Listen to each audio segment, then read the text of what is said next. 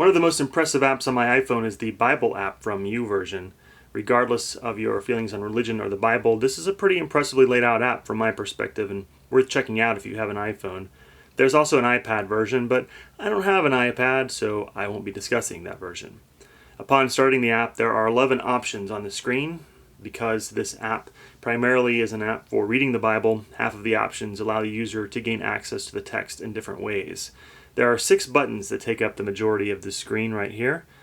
The buttons use simple icons and text to explain what the icons mean, and those icons show up throughout the rest of the app for consistency. There is a small settings button in the upper right hand corner of the screen. There is a standard search box above the 6 buttons. There is a recent activity link here, and there are also social media links at the bottom.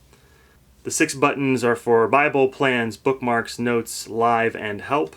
The top left button of these 6 buttons takes you straight to the text. The default passage that is shown is wherever the reader last was. This is a nice feature and sort of acts as a bookmark. If someone was reading, got interrupted, then went back later, they wouldn't have to go through a big search again to get back where they were. To change passages, you'll simply touch the top here where the title of the passage is, and this is indicated by a little arrow next to it, and you just tap that, and it brings up a list of the books, and once you check a book, then you can select a chapter and then select a verse that you want, and you have changed.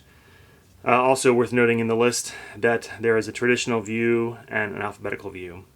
In the upper right hand corner there is a most recent link. Gives you where the reader has been recently, both the passage and the version. And then going back to books and cancel and home, consistently going back within the app is in the upper left hand corner. When you're on a passage, the upper right hand corner takes you to a place where you can select versions.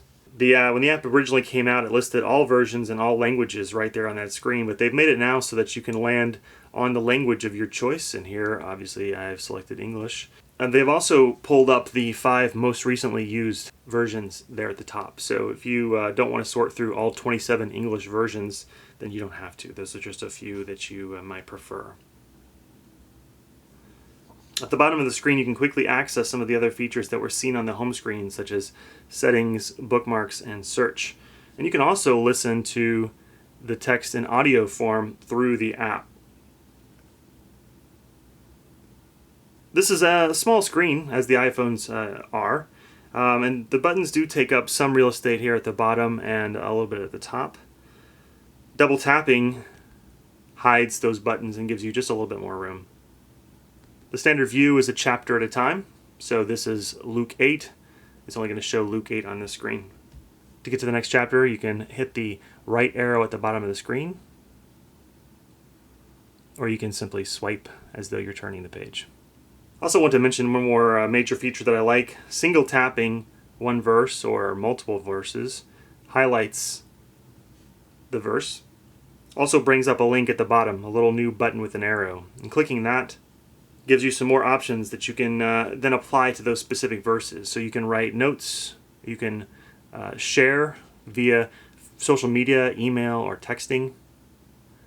You can copy the text, and you can add a bookmark to your list of bookmarks. You can title the bookmark, and you can permanently highlight the bookmark with your choice of custom colors.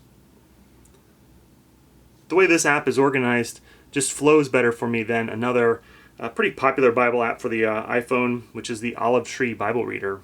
This app is sort of structured in the reverse way, where opening the app automatically takes you to the passage instead of a home screen. Instead of having a scrolling up option like the other one, this has a scroll to the side option, giving you chunks of passages at a time. If I want to change verses entirely, I don't seem to be able to go to the library to do that.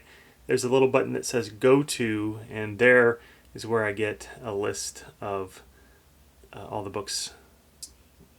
There's also a box at the bottom that seems to allow you to open up something else, perhaps a different version or a resource guide or something else that allows you to compare two things at the same time. And that seems like it might be nice, but it just clutters up the page. And all in all, I prefer the YouVersion version much better.